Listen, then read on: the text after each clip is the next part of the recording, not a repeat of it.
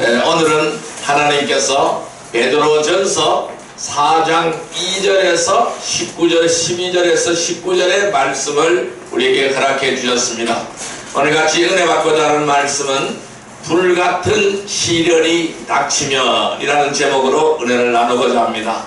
우리 옆 사람 인사합시다. 오늘 큰 은혜의 시간 됩시다.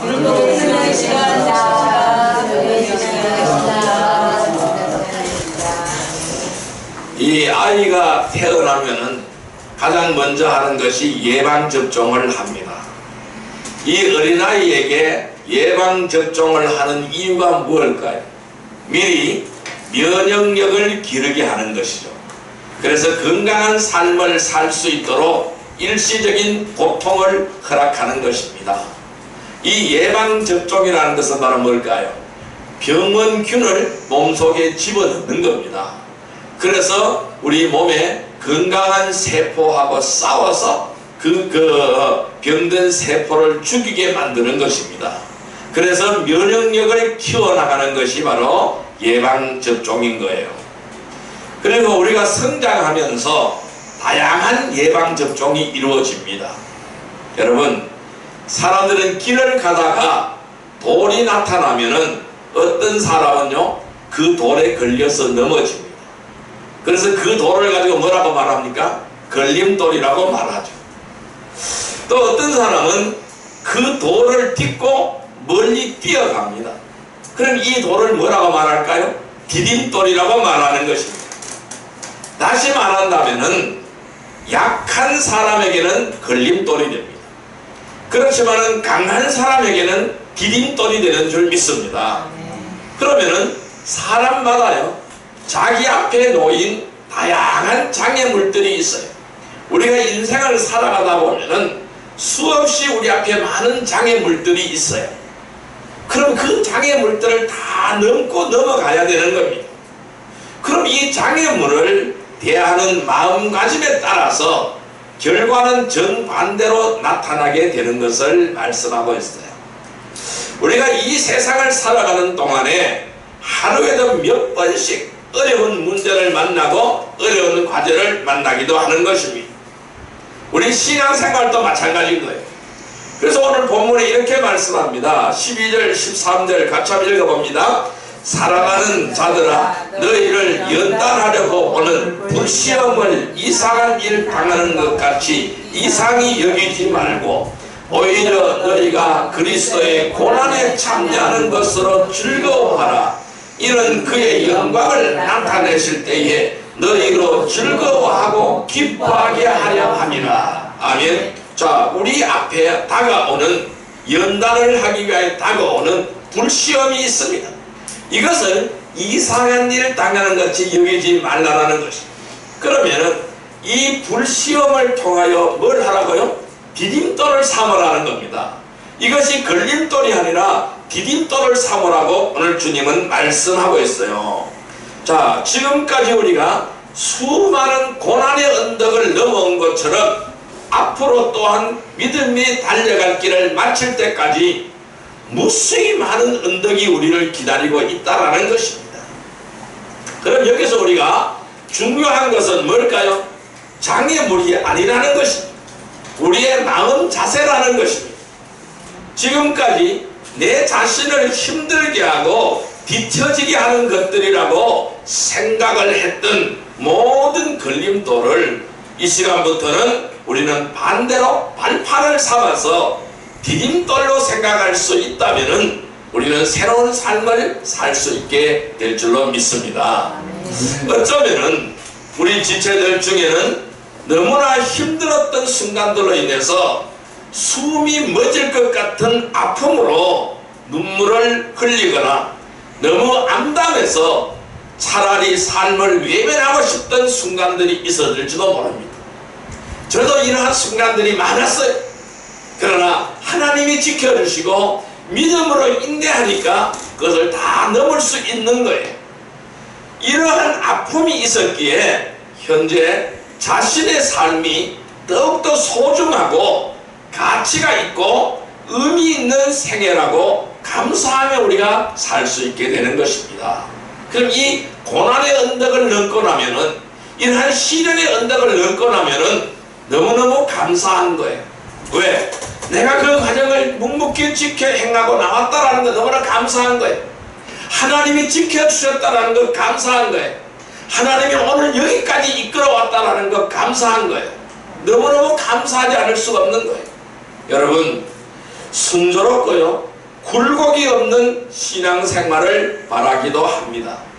또 한편 시련도 겪고 아픔도 겪어서 한층 성숙되어진 사람만이 인생의 짙은 향기를 발할 수 있다는 것도 우리가 알아야 될 줄로 믿습니다. 우리는 시험이 많고 연단이 많고 고난이 많을수록 아픔 중에서 성숙되어 가는 거예요. 그래서 내 삶의 짙은 향기를 풍겨낼 수가 있는 거예요. 예수 그리스도의 향기나는 삶을 우리는 살아갈 수가 있다는 것입니다. 여러분, 인생의 진정한 승자는 누굴까요? 인생의 진정한 승자는 누굴까요? 이 세상에서 보란듯이 잘 사는 사람이 아닙니다. 이 세상에서 성공해서 남들에게 부러움을 사는 사람들이 아니라는 거예요. 그러면은 진정한 승자는 누굴까요?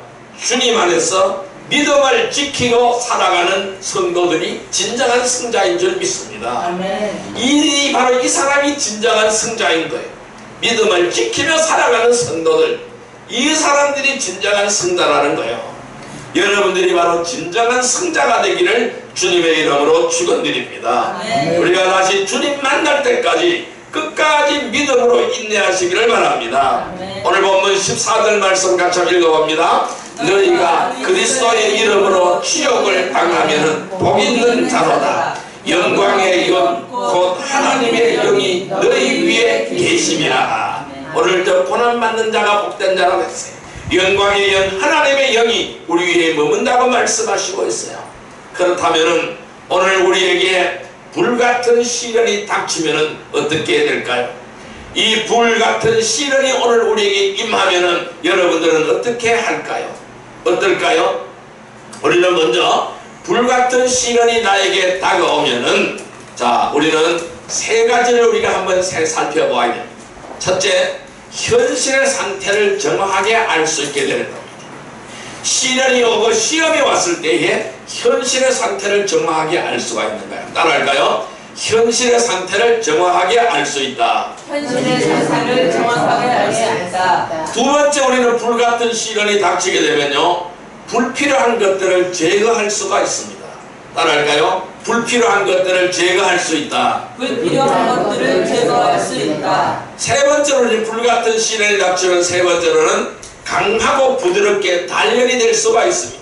따라할까요? 강하고 부드럽게 단련이 될 수 있다. 강하고 부드럽게 단련이 될 수가 있다. 우리에게 불같은 시련이 닥치게 되면은 나의 현실의 상태를 정확하게 파악할 수 있어요. 알 수가 있어요. 두 번째, 불필요한 것들을 제거할 수가 있어요. 다 태워버릴 수가 있어요. 세 번째, 강하고 부드럽게 단련이 되어질 수가 있어요. 그래서 정금같이 나오는 줄 믿습니다. 자, 그럼 오늘 첫 번째 시간으로서 현실의 상태를 정확하게 알 수가 있다라고 말씀드렸습니다. 그럼 우리는 현실의 어떤 상태를 정확하게 알 수가 있을까요? 이 불같은 시련을 통해서 어떤 현실의 상태를 정확하게 알 수가 있을까요? 첫째, 있는 상태를 그대로 볼 수가 있습니다. 따라할까요? 있는 상태를 그대로 볼 수 있다. 그대로 볼 수 있다. 예, 있는 상태를 우리는 그대로 바라볼 수가 있습니다. 야고보서 1장 23절의 말씀을 보겠습니다. 신약성경 372페이지 야고보서 1장 23절의 말씀을 보겠습니다. 야고보서 1장 23절의 말씀 372페이지입니다. 예, 같이 읽습니다. 누구든지 말씀을 듣고 행하지 아니하면 그는 거울로 자기의 생긴 얼굴을 보는 사람과 같아서. 아멘. 뭐라 그랬어요? 누구든지 말씀을 듣고 행하지 아니하면 그는 거울로 자기의 생긴 얼굴을 보는 사람과 같다. 그러면 거울로만 바라보아서는 아무 소용이 없다라는 거예요. 그러면은 우리가 왜 아침으로 이 바깥으로 나갈 때에 왜 거울을 봅니까? 내 모습이 어떤가를 판단하기 위해서 거울을 보는 거예요. 그러면 거울을 봤으면 어떻게 해야 될까요? 만족해야 나갈 수가 있는 거예요. 거울을 봤을 때 내가 불만족하면 어떻게 될까요? 나를 고쳐야 돼요. 나를 다듬어야 돼요. 그래서 만족할 때까지 다듬어야 된다는 것입니다. 그런데 말씀을 듣고 행하지 않는 자는 뭘까요? 거울만 보고 그냥 지나간다라는 거예요. 고치지 않는다라는 거예요. 행하지 않는다라는 것입니다. 여러분, 이 거울은요, 그것에 비춰진 자신의 모습을 돌아보게 만드는 것이 거울이에요. 그러면은 거울 자체가 무엇을 할 수 있는 것은 아니에요. 왜? 거울은 나의 모습을 비춰줄 뿐이에요. 거울이 나를 달라지게 할 수는 없다라는 것입니다. 그러면은 거울이라는 것은 거짓없이 자신의 모습을 보여주는 거예요. 이 거울이 거짓을 첨가해서 나의 모습을 보여줍니까? 아니에요. 있는 그대로의 모습을 나에게 보여주는 거라는 거예요. 그러면은 거울에 비춰진 모습은 자신을 바꾸지 않는 한 절대로 바뀌어지지 않는다라는 거예요. 그러니까 내가 바꾸지 않는 나의 모습을 내가 바꾸지 않으면은 거울은 절대로 나의 모습을 바꾸지 않는다라는 것입니다. 그러면은 거울 속에 비춰진 자신의 모습을 웃게 만들려면은 자신이 웃어야 거울 속의 모습이 웃는 거예요. 거울은 그냥 비춰주는 거예요.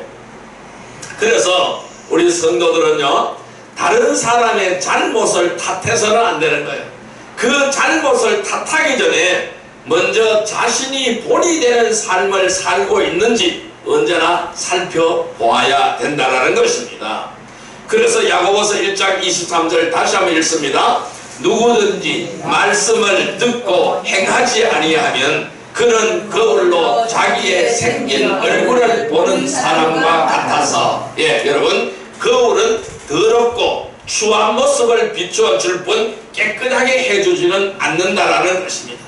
그러면은 내 자신을 깨끗하게 하려면은 반드시 내 자신이 제거하고 그 더러운 오염을 제거하고 씻어내야 한다라는 것입니다. 그럼 그걸 누가 할까요? 내가 해야 된다는 거예요. 누가 해줄 사람이 없는 거예요. 내가 씻어야 된다는 것입니다. 자, 거울 속에 비춰진 자신을 볼 때에 자신이 어떠한 사람인지 그 실체를 알 수가 있게 되는 것이죠. 그런 것처럼 우리의 거울은 어떤 거울일까요? 말씀의 거울입니다. 이 말씀이 바로 우리의 거울이라는 거예요. 그러면은 말씀이라는 거울에 내 자신을 비춰보아야 되는 거예요.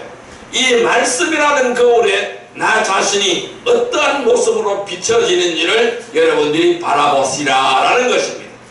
자신이 무엇을 행하며 어떻게 살고 있는지, 과연 그러한 모습이 주님을 영화롭게 하는 간증이 되는 모습인지를 살펴보아야 된다는 겁니다.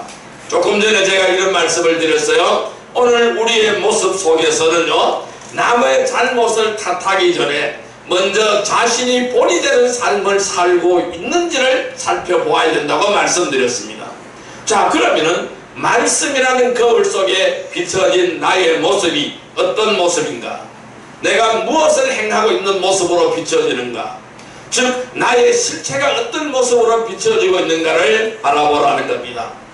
그러면은 그 모습이 주님을 영화롭게 하는 모습인지, 또는 많은 사람들한테 간증을 남기는 나의 모습인지를 바라보라는 것이죠. 그래서 그 말씀 속에 비춰진 나의 모습을 내가 고쳐나가야 된다는 것입니다. 그러나 무엇보다도 즉 자신의 실체를 알았다면 어떻게 해야 될까요? 잘못된 부분을 반드시 고치거나 제거해야 된다는 사실이죠. 그걸 고치지 않으면 아무런 소용이 없다라는 것이죠. 내 모습이 거울 속에 비친 나의 모습이 내 모습이 추한 모습이라면 그것을 내가 반드시 씻어야 깨끗한 모습으로 바뀌어진다는 것입니다. 여러분, 시련을 통하여 또는 말씀의 거울로 자신을 비춰보고 고쳐야 되는 겁니다. 또한 우리에게 주는 이 시련은 뭘까요? 거울이 될 수가 있는 거예요. 그 시련 속에 나타난 나의 모습은 어떤 모습을 하고 있는가? 아니면 그 시련 속에 내가 괴로워서 얼굴을 찡그리고 있는가? 아니면은 찬송 부르며 주님의 손을 잡고 그 고난의 언덕, 시련의 언덕을 넘어가고 있는 모습인지 어떤 모습인지를 바라보아야 될 것입니다. 그 시련이라는 거울 속에서 나는 사람을 원망하고 주님을 원망하고 타인을 불신하고 있는가? 아니면은 주님을 영화롭게 하기 위하여 찬송 부르며 주여 나에게 이러한 고난을 주신 것을 감사합니다. 이 고난의 언덕을 주의 이름을 부르며 넘어가겠나이다. 나에게 정극 같은 믿음으로 허락하여 주옵소서. 이러한 믿음으로 비춰지는 모습이 되어야 될 줄로 믿습니다. 그래서 우리는 이 불같은 시련 속에서 있는 상태를 그대로 볼 수가 있는 겁니다. 또한 자신의 상태를 정확하게 인식할 수가 있게 되는 거예요. 그래서 하나님의 뜻대로 살 수 있는 성도들이 되어지는 것입니다. 그래서 우리 모두 다 이 불같은 시련 속에서 있는 상태를 그대로 바라볼 줄 아는 거룩한 성도들이 되기를 바랍니다. 그래서 자신의 상태를 정확하게 인식하고 하나님의 뜻대로 사는 복된 성도들이 되기를 주님의 이름으로 축원드립니다. 두 번째로, 그러면 자신의 상태가 어떤 상태를 바라보게 됩니까? 준비되지 않았다는 사실을 알게 되는 겁니다. 따라할까요? 준비되지 않았다라는 사실. 준비되지 않았다는 사실. 예, 이 준비되지 않았다는 사실을 알게 되는 거예요. 자, 말씀 찾아보겠습니다. 에베소서 4장 18절의 말씀을 보겠습니다. 314페이지입니다. 에베소서 4장 18절의 말씀 314페이지. 에베소서 4장 18절의 말씀 314페이지입니다. 같이 읽습니다. 그들의 총명이 어두워지고 그들 가운데 있는 무지함과 그들의 마음이 굳어짐으로 말미암아 하나님의 생명에서 떠나 있도다. 다시 한번요. 그들의 총명이 어두워지고 그들 가운데 있는 무지함과 그들의 마음이 굳어짐으로 말미암아 하나님의 생명에서 떠나 있도다. 아멘. 여러분, 자신이 어떤 사람이며 그 실체를 알게 되었다면은 비로소 우리는 무엇이 필요한지를 알게 되는 것입니다. 이 성도들에게 있어서 가장 필요한 것은 뭘까요? 영적 지식입니다. 이것이 오늘 우리에게 가장 필요한 사실이에요. 영적 지식이 있어야 되는 거예요. 하나님께서는 모든 사람들이 구원을 받은 후에는 진리의 지식에 이르기를 원합니다. 우리는 진리의 지식에 이르러야 될 줄 믿습니다. 자, 그래서 성도들은 말씀으로 양육을 받아야 돼. 그리고 장성한 분량에 이를 때까지 결코 게을러서는 안 되고 나태해서는 안 되는 거예요. 그래서 하나님은 게으른 자를 싫어하는 거예요. 부지런한 자를 원하시고. 그래서 우리는 이 게을러서는 안 되는 거예요. 엉덩이가 무거우면 안 되는 거예요. 그럼 이 엉덩이가 무거운 사람은 어떻게 될까요? 엉덩이에 불을 지펴야 돼요. 그러면 뜨거라 하고 달려가게 되어 있어요. 그래서 하나님은 부지런한 자를 좋아하십니다. 그래서 이 보면 옛말에 이런 말이 있어요. 아침에 일어나는 새가 먹이를 잡는다. 이렇게 말씀, 모이를 먹는다라고 말씀합니다. 그래서 부지런한 걸 좋아하는 거예요. 그래서 성도들은 늘 말씀으로 양육을 받아야 되는 거예요. 그리고 장성한 분량에 이를 때까지 자라가야 되는 겁니다. 하나님의 진리의 지식에 이를 때까지 자라가야 되는 겁니다. 그런데요, 자신을 모르는 사람이 있어요. 이 자신을 모르는 사람은 필요한 것이 무엇인지 모르는 거예요. 왜? 자신이 내가 어디에 있는지, 어느 지점에 서 있는지, 어떤 것을 하고 있는지, 내 상태가 어떤 상태인지를 모르기 때문에 바로 필요한 것을 모르는 거예요. 정작 나에게 무엇이 필요한지를 모르는 거예요. 왜? 영적 지식이 없기 때문에. 그래서 우리는 영적 지식을 갖추어야 되는 거예요. 자, 에베소서 4장 18절 말씀 다시 한번 읽어봅니다. 그들의 총명이 어두워지고 그들 가운데 있는 무지함과 그들의 마음이 굳어짐으로 말미암아 하나님의 생명에서 떠나 있도다. 아멘. 자신을 모르는 사람은요, 내가 어느 지점에 있는지 나에게 무엇이 필요한지 모르는 거예요. 그래서 마음이 무지해요. 무지하다라는 거예요. 그래서 마음이 굳어져 버렸어요. 그래서 하나님의 생명에서 떠나게 되는 줄 믿습니다. 그러면은 이러한 자들은 성경은 뭐라고 말할까요? 감각을 상실했다고 말씀하고 있어요. 감각을 상실해서 자신을 방탕에 내주어서 욕심으로 모든 불결한 일을 행한다고 그 뒤에 이어서 설명하고 있는 거예요. 이 오늘날 많은 사람들이요, 영적으로 무지한 채 살아가요. 이 영적으로 무지한 채 살아가면서도 영적으로 성장하려고 하지 않는 거예요. 우리는 이 믿음은요, 거룩한 욕심이 있어야 되는 거예요. 여러분, 아이가 자라야 성장하잖아요. 자라야 한 사람의 몫을 향하는 거예요. 그러면 아이가 자라지 않고 맨날 그대로 있으면 어떻게 될까요? 사람 구실 못 하잖아요. 그러면 안 되는 거예요. 자라가야 되는 거예요. 무엇이 자라야 될까요? 키도 자라야 되고요, 지혜도 자라야 되고요, 지식도 자라야 되고요, 몸도 자라야 되고요, 정신도 자라가야 되는 겁니다. 그래서 영육간의 강건함으로 계속해서 자라가야 되는 거예요. 그럼 자라지 못하면 그 구실 못하는 거예요. 그러니까 우리가 영적도 마찬가지예요. 이 영적 지식으로 충만해서 자라가야 되는 거예요. 그래서 이것이 영적으로 성장하려고 하지 않으면은 사람 구실 못하는 거예요. 무슨 구실이요? 하나님께 봐서 성도의 구실을 할 수가 없다라는 거예요. 사람 구실을 못하는 거예요. 왜 자라지 않을까요? 왜 성장하려고 하지 않을까요? 왜 이런 거룩한 욕심을 내지 않을까요? 주변에 영적으로 성장한 사람들이 없기 때문에 그래요. 영적으로 성장한 사람이 있다면 그 모습을 바라보는 거예요. 그래서 그래, 나도 저 사람처럼 저렇게 한번 되어보겠다, 저렇게 영적으로 충만한 사람이 한번 되어보겠다, 믿음으로 충만한 사람이 한번 되어보겠다, 거룩한 욕심을 내는 거예요. 우리는 이런 거룩한 욕심을 가지고 있어야 되는 거예요. 그러니까 거룩한 욕심을 내지 않기 때문에 하나님 우리를 불같은 시련 속으로 집어넣는 거예요. 욕심을 내라는 겁니다. 너희가 믿음으로 이것을 헤쳐나오라는 것이죠. 믿음으로 이 고난의 언덕을 넘으라는 것이죠. 믿음으로 이 고난의 강을, 고난의 바다를 헤쳐나가라는 것을 말씀하고 있는 거예요. 여러분, 우리가 다양한 기회를 통해서 영적으로 성장한 성도들을 만나게 될 때에 비로소 나는 성장이 멈추어 있구나, 내가 이 고난의 언덕에 섰을 때에 비로소 깨닫게 되는 겁니다. 나의 성장이 멈추어 있구나, 나는 왜 여기에 있느냐, 성장이 멈추어 있구나, 나는 여기에 이러한 문제가 내가 가지고 있구나, 나의 이러한 문제가 나의 발목을 잡고 있구나, 이것을 깨닫게 된다는 것입니다. 그래서 우리는 지체들 앞에서 나 자신을 투영해 보아야 됩니다. 그리고 영적인 무지에서 벗어나야 되는 겁니다. 많은 것을 배울 수 있는 기회가 바로 시련을 통해서 다가오게 되는 겁니다. 저도 수많은 시련을 통해서요, 많은 것을 배우는 거예요. 많은 것을 배웠습니다. 그래서 어떠한 아픔도 우리 성숙된 아픔이 되어있는 줄로 믿습니다.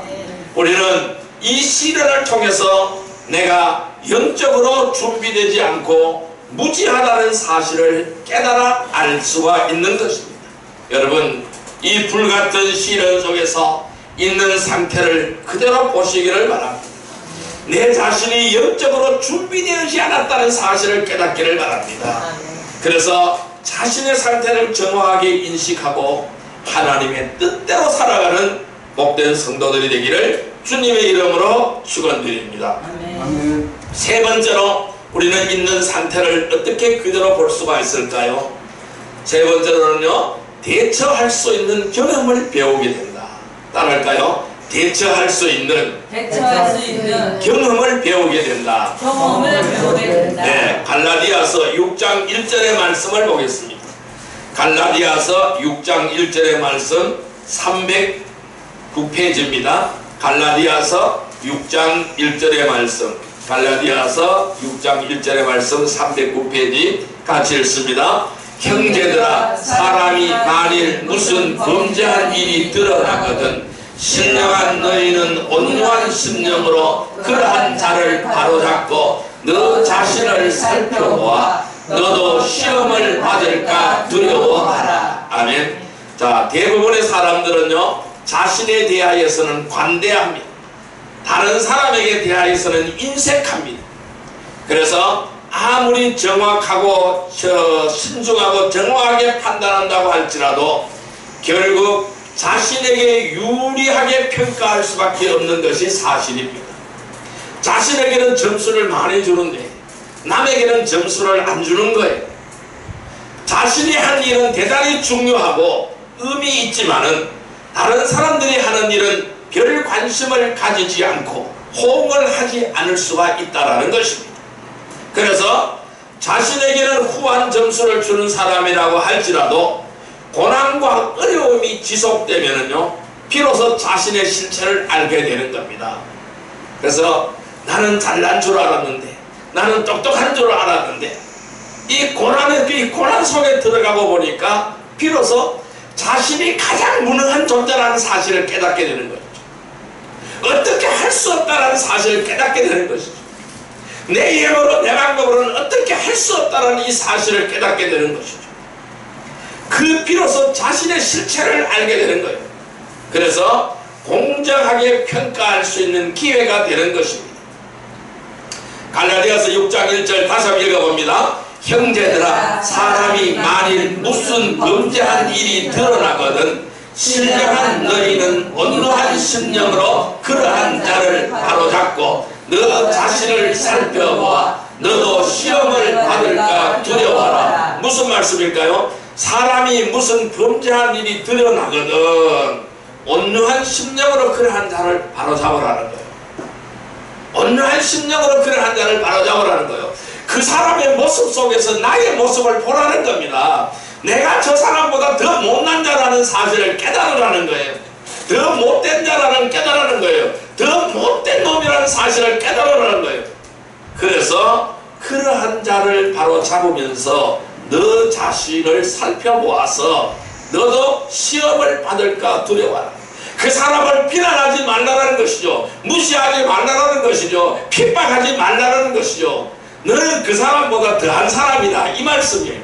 그러니까 내 자신을 바라보고 다시 바로 잡으라는 거예요.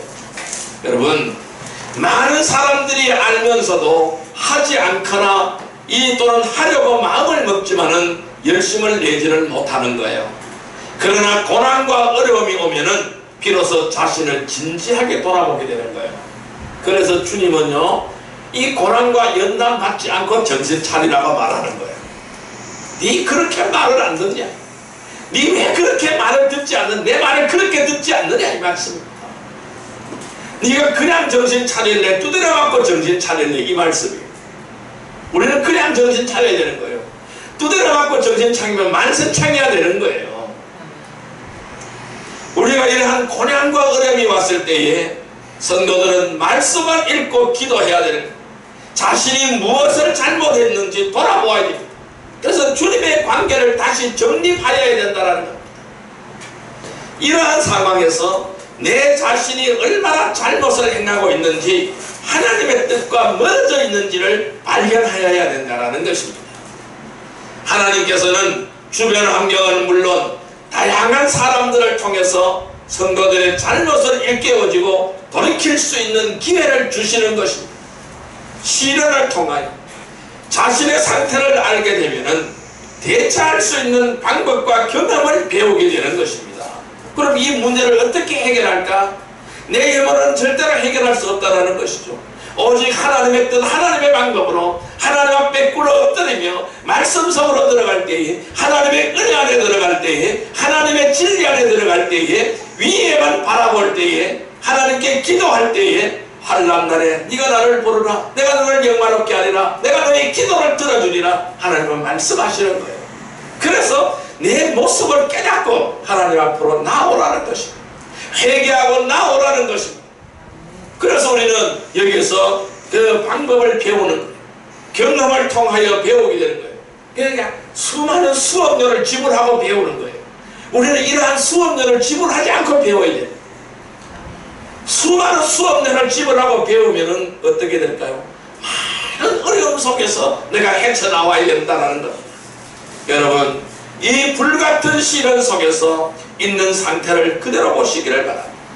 내 자신이 영적으로 준비되지 않았다는 사실을 깨닫기를 바랍니다. 그 다음에 그 속에서 대처할 수 있는 방법을 배우기를 바랍니다. 자신의 상태를 정확하게 인식하고 하나님의 뜻대로 살아가는 복된 성도들이 되기를 주님의 이름으로 축원드립니다. 여러분, 이제 말씀을 정리해 보겠까요? 불같은 시련이 닥치면은 우리는 어떻게 하여야 할까요? 여러분은 하루에 거울을 몇 번이나 보십니까? 성도들이 뭐 외모에 신경을 쓸 필요가 있느냐고 생각하는 분들이 계실지 모릅니다. 참으로 중요한 것은요, 여러분이 만나는 모든 사람들에게 있어서 여러분의 자신 한 사람이 아니라는 사실입니다. 내 모습 속에서 예수 그리스도가 보여져야 된다는 것입니다. 여러분의 모습은 주님을 대신하는 그리스도의 대사들이라는 것입니다. 또는 지역교회를 대표하는 성도들이라는 것입니다. 또 가족과 사랑하는 사람들을 대표하는 사람들이라는 것입니다. 그래서 자신의 얼굴이나 옷차림 그리고 말과 행동은 모든 사람이 보고 있다는 사실을 우리는 한시도 잊어서는 안 되는 것입니다. 그래서 모든 일을 품위 있게 해야 되는 겁니다. 질서 있게 해야 되는 것입니다. 그래서 시련은 마치 거울과 같다고 말씀드릴 수 있습니다. 이 시련을 겪는 동안에 자신 내면가에 감추어져 있던 것까지 다 볼 수 있기 때문에, 내면 깊숙한 곳까지 들여다볼 수 있기 때문에 성도들은 날마다, 아니 하루에도 몇 번이라도 이 거울을 보아야 되는 겁니다. 나의 육신을 비춰주는 거울이 아니라 말씀의 거울, 시련이라는 거울 속에서 나 자신을 보아야 된다는 것입니다. 왜냐하면 거울에 비친 자신의 모습을 통해서 그 상태를 정확하게 알 수가 있기 때문입니다. 이 말씀의 거울, 시련의 거울 속에 자신을 투영함으로 해서 내 자신의 영적인 상태가 어떠한지, 지금 성령에 충만한지를 우리는 점검해야 하는 것입니다. 여러분들은 자신의 모습을 정확하게 알고 있으니까 투영해 보시기를 바랍니다. 비춰보시기를 바랍니다. 우리는 이 불같은 시련은 나의 모습을 정확하게 볼 수 있는 거울입니다. 여러분, 시련과 고난을 두려워하지 마세요. 고난은 나에게 유익입니다. 시련과 고난을 통해서 더 강해지고 새로워지는 것입니다. 성장하는 것입니다. 우리는 이 불같은 시련이 닥치면은 현실의 상태를 정확하게 알 수가 있고 불필요한 것들을 제거할 수가 있습니다. 강하고 부드럽게 단련이 되어줄 수가 있는 것입니다. 현실의 상태를 그대로 알 수 있는 것은 있는 그대로를 볼 수 있고 준비되어 있지 않다는 사실을 알게 되고 대처할 수 있는 경험을 배우게 되는 겁니다. 내 자신을 알게 되는 것이죠. 우리가 나를 알고 적을 알면 백전백승인 것입니다. 먼저 나의 모습을 알아가시기를 바랍니다. 이 불같은 시련 속에서 있는 상태를 그대로 보면서 내 자신이 영적으로 준비되지 않았다는 사실을 깨달으며 대처할 수 있는 경험을 배우며 자신의 상태를 정확하게 인식하고 하나님의 뜻대로 살아가는 복된 성도들이 되기를 주님의 이름으로 축원드립니다. 기도드립니다. 만왕의 왕이시오 만주의 주가 되시는 사랑과 은혜의 아버지 하나님, 사랑하는 자들아, 너희를 연달아 보는 불시험을 이상한 일 당하는 같이 이상히 여기지 말고 오히려 너희가 그리스도의 고난에 참여하는 것으로 즐거워하라. 이는 그의 영광을 나타낼 때 너희는 즐거워하고 기뻐하게 하려 합니다. 아버지 하나님, 이 고난은 나에게 유익이라고 말씀하셨습니다. 이 불같은 시련 속에서 나의 있는 상태를 그대로 바라보게 하여 주옵소서. 그래 내 자신이 영적으로 준비되지 않았다는 사실을 깨닫게 하시고 대처할 수 있는 경험을 배우게 하여 주옵소서. 그래야 자신의 상태를 정확하게 인식하고 하나님의 뜻대로 살아가는 복된 성도들이 다 되게 하여 주옵소서. 예수님의 이름으로 감사하며 기도드리옵나이다. 아멘. 예.